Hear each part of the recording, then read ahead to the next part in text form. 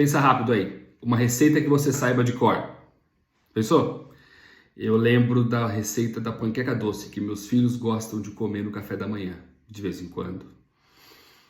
Imagino que você tenha pensado aí num bolo de fubá que você saiba, um bolo de chocolate.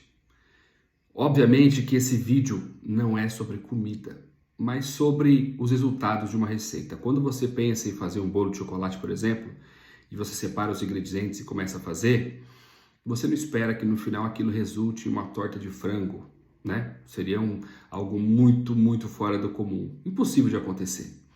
Mas é impressionante que em algumas áreas da nossa vida a gente está separando ingredientes que vão dar numa receita, esperando que outra aconteça.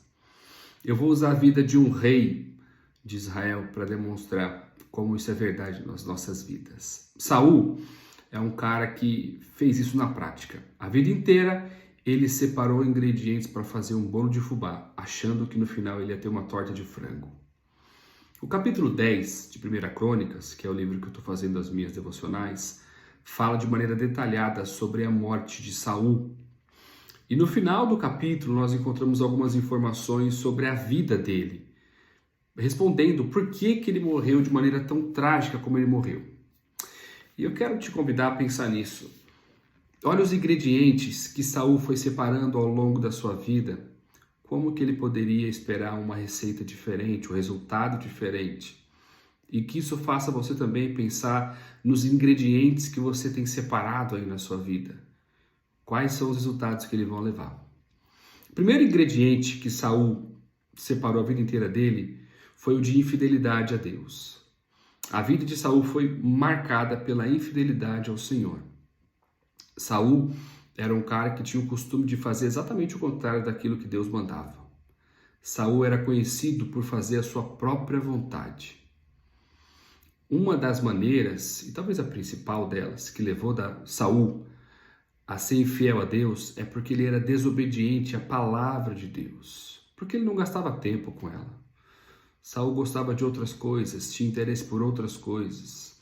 Saul consultava outras fontes de sabedoria, ao invés de consultar a única fonte de verdadeira sabedoria, que é a palavra de Deus.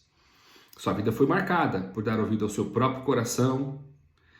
Até uma vidente ele chegou a consultar em busca de respostas. E o último ingrediente que Saul separou a vida inteira na vida dele foi a do desprezo pela vontade de Deus.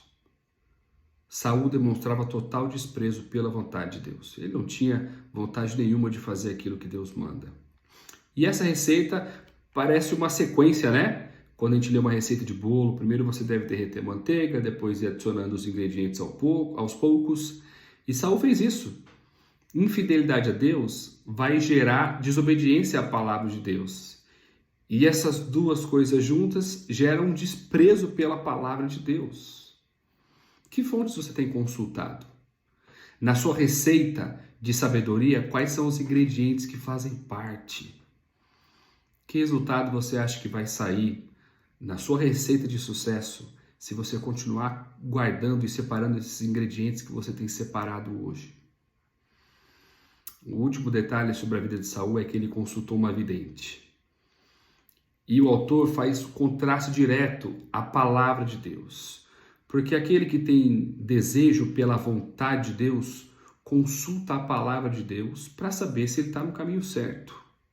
Agora, aquele que tem interesse na sua própria vontade, ele vai consultar qualquer coisa para saber quais obstáculos estariam no seu caminho de fazer a sua própria vontade, mesmo que isso inclua a vontade do próprio Deus.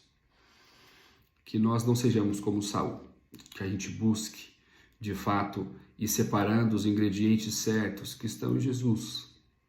Fidelidade a Deus, obediência à sua palavra e total interesse pela vontade de Deus. O que é que você consulta antes de tomar uma decisão? A quem você consulta na hora de tomar uma decisão importante na sua vida? Que ingredientes você tem separado na hora de desenvolver a receita da sua vida?